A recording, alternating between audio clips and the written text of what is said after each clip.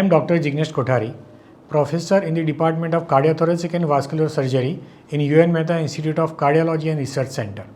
Coronary artery bypass grafting is most common adult cardiac surgery performed worldwide and is considered to be the bread and butter of the cardiac surgeons. Over a period, coronary artery bypass grafting surgery has undergone numerous changes and quite a revolution from one conduit to multiple conduits. These all are for the benefits of the patient, so we can provide them the best surgery at the lowest risk. Considering the history of the coronary artery bypass grafting, it was way back started from the Weinberg in 1946, but the original history of the anastomosis was started in 1906 by Carrel et al. Various development has happened in the cardiac surgery over a period. Important one is by Sebastian, who did first venous grafting, saphenous venous graft for CABG. Second important milestone was by Kolesev, who used Lima to LAD through a thoracotomy incisions.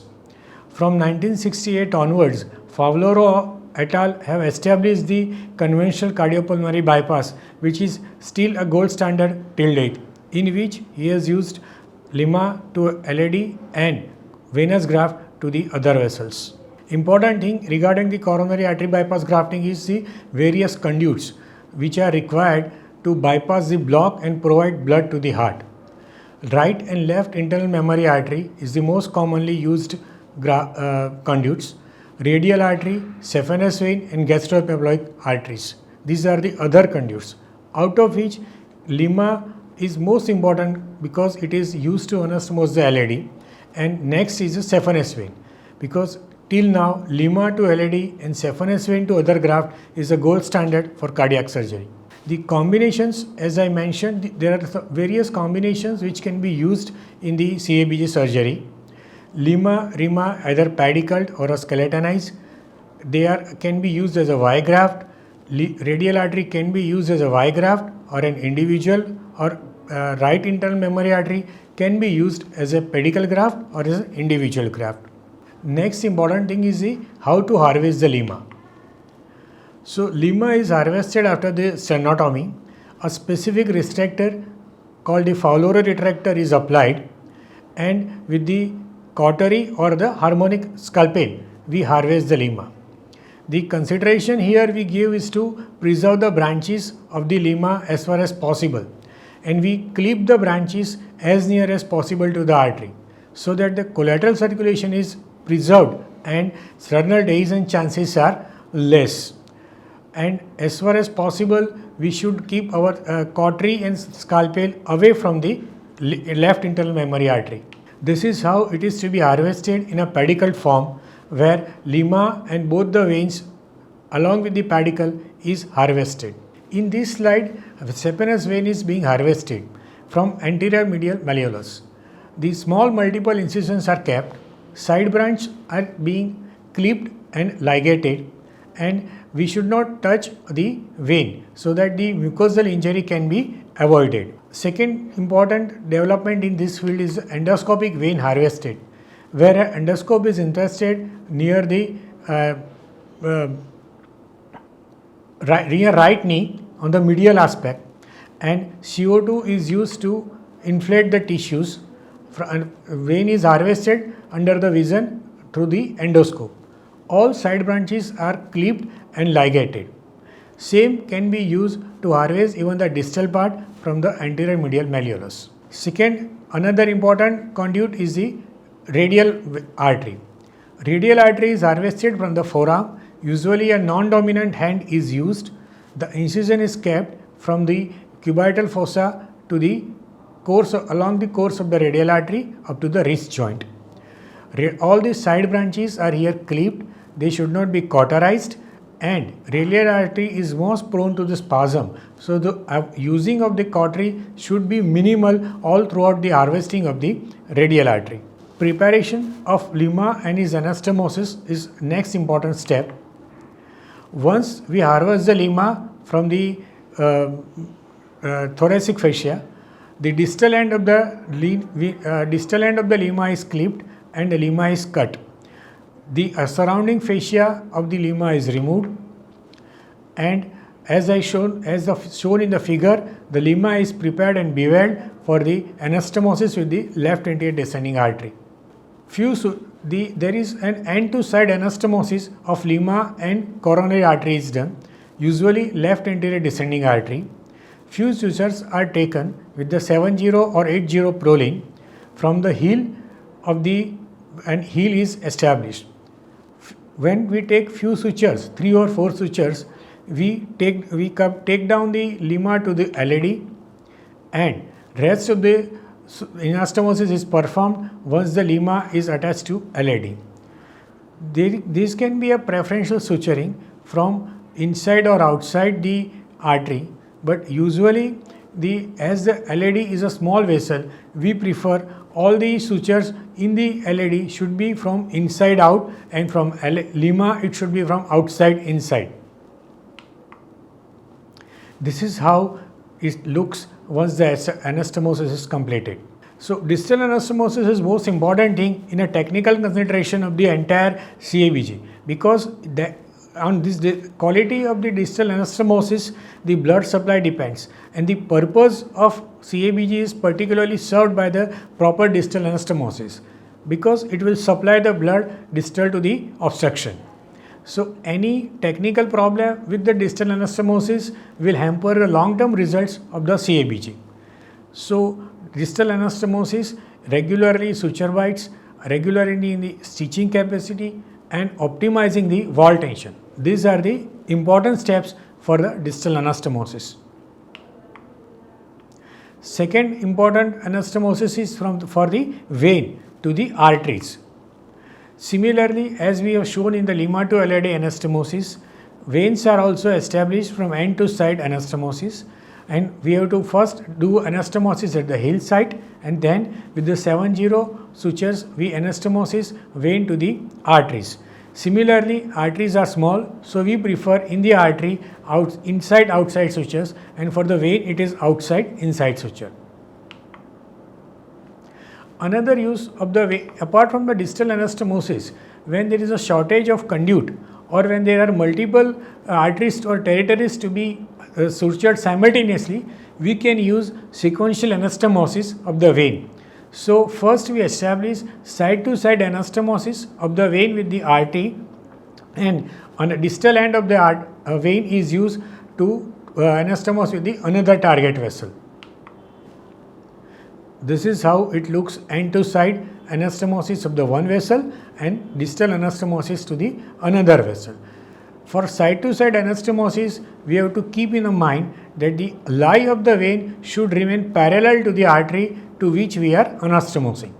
This is a final look of the end to side and end to side, side to side and end to side anastomosis. Then comes the proximal anastomosis. Proximal anastomosis we do by applying side biting on the aorta, and we put small incision on the aorta. Through the 3.5 or 4.5 aortic punch, we make a circular hole and vein is anastomosed to the proximal end. While doing a proximal anastomosis, we can take inside or outside sutures in the aorta, because here the aortic lumen is large. So this time in this anastomosis sequence can be according to the surgeon's preference, whether he wants to sutures from do inside the outside the aorta or outside to inside aorta. The lie of the vein should be perfect. There should not be angulation or a tension or while we put the proximal anastomosis.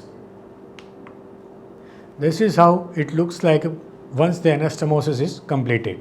Now this was basically a on-pump coronary artery bypass grafting which was evaluated in the 70s and 80s.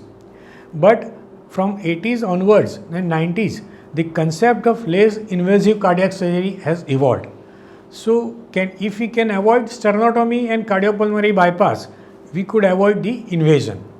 As a part of avoiding cardiopulmonary bypass, we had find out the technique of doing coronary artery bypass grafting directly on the beating heart.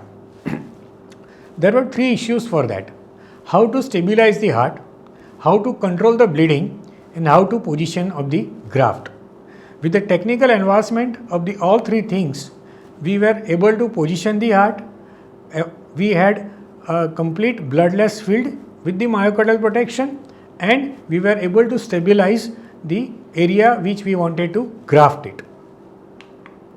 So these are the various stabilizers which are made by the Medtronic companies and their generations, which is Octopus 3 and Octopus 4.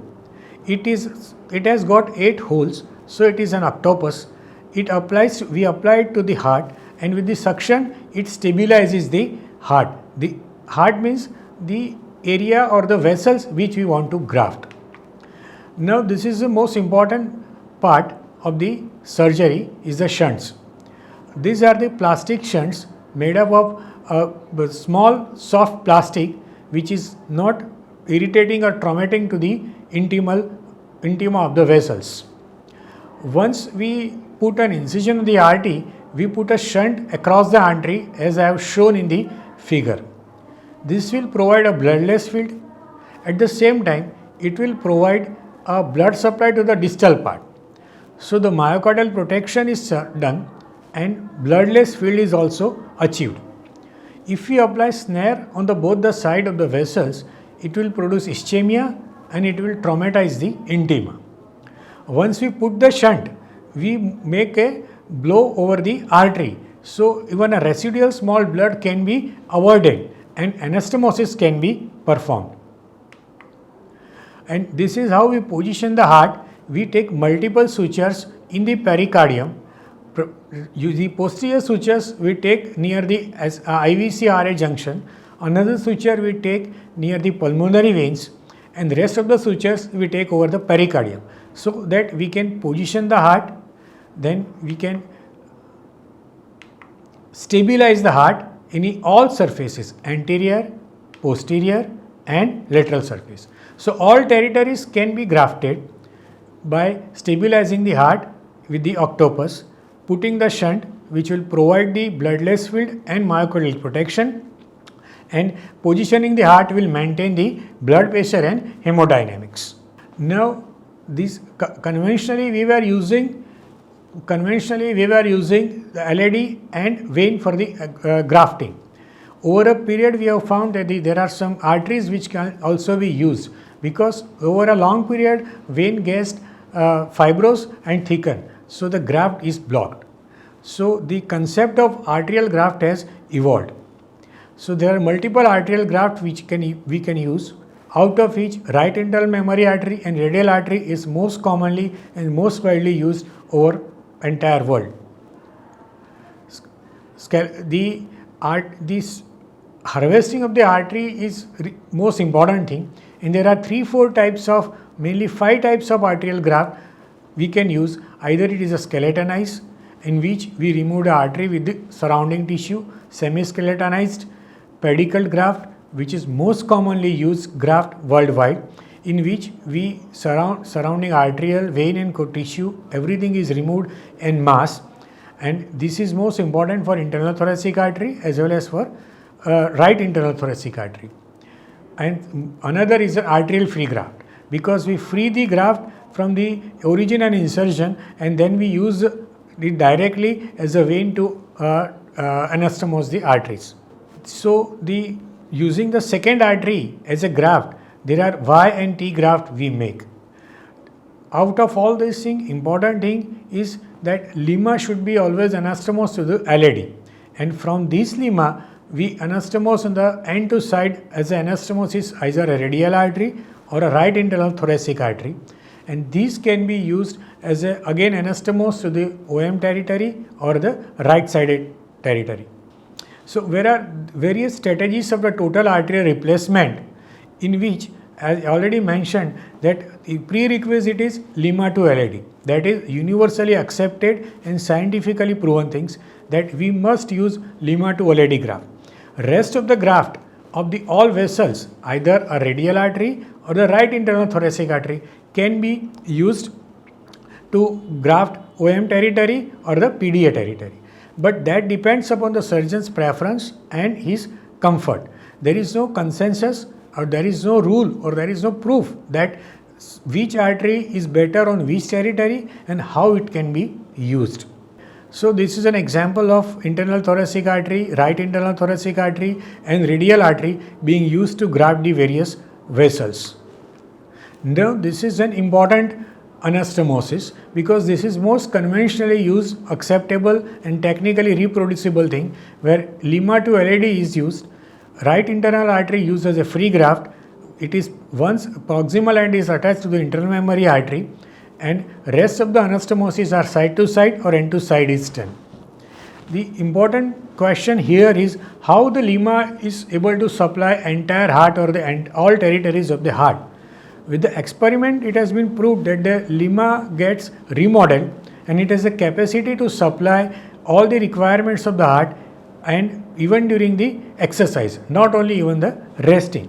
So we can use this anastomosis, and this is most widely used types of anastomosis across the world.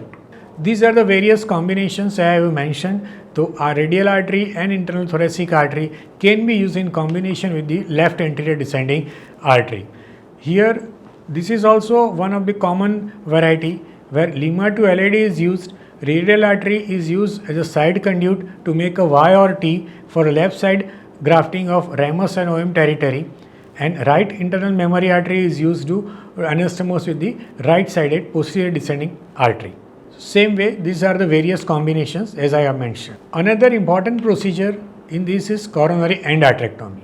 When the vessels are diffusely diseased, we cannot have proper lumen to anastomosis. In this case, we have to remove the plaque which is obstructing the lumen. So first we dissect a plane between the plaque and the intima. Gradually we hold it with the atraumatic forceps and we remove the plaque as far as possible from both the side so that the lumen is plaque free and we can do a anastomosis. As I already said, that with the concept and idea of less invasive cardiac surgery, initially with the off-pump coronary artery bypass graft, we have avoided cardiopulmonary bypass. Now, if we can avoid the sternotomy, that is how also we remove the invasiveness of the CABG.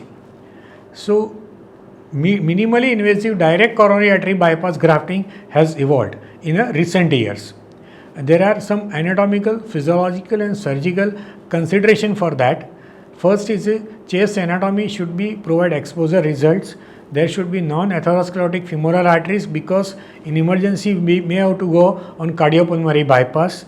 There are some physiological issues like hemodynamic stability in a lateral thoracic positions, and some surgical issue that there should not be any atherosclerotic to the ascending aorta and adequate target side visualization.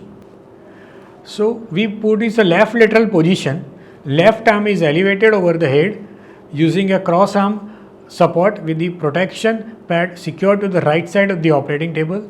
The groin should be accessible for femoral cannulation, and if the CPB is needed, both legs should be accessible for vein graft harvesting. And in case of using radial artery as a graft conduit, the harvest needs to be completed before the positioning. So this is how the patient is positioned in the left lateral position for harvesting the Lima and anastomosis. This is the site of the anastomosis, site of the incision. With the special retractor called the thoracic retractor, which is kept after the thoracotomy incision to harvest the Lima, cardiac apex is then mobilized for evaluation of coronary targets, and it is important that the apex be located at the intercostal space beneath the incision to allow the optimal manipulation and proper anastomosis. Another important thing which has developed in the recent years is the hybrid coronary revascularization. It encompasses a surgical coronary artery bypass using the left anterior descending coronary artery with an in situ left internal memory artery graft performed by robotic surgery, and simultaneously we use the per coronary arterial interventions. Other non-LAD myocardial territories almost invariably utilizing newer generation stents.